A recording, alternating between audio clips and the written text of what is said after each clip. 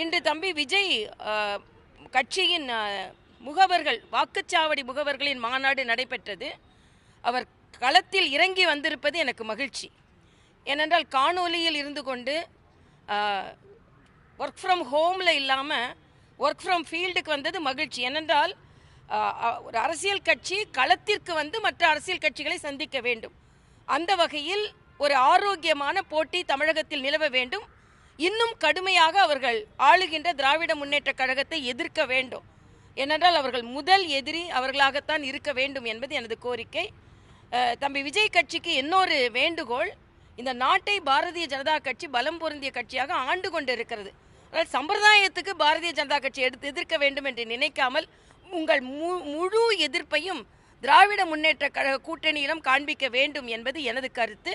இன்னொரு வேண்டுகோள், இன்னைக்கு நான் தொலைக்காட்சி பார்த்து கொண்டிருந்த வாக்கு அளிக்கும் வயதிற்கு உட்பட்டவர்கள் கூட அங்கே நிறைய பேர் காணப்பட்டார்கள்.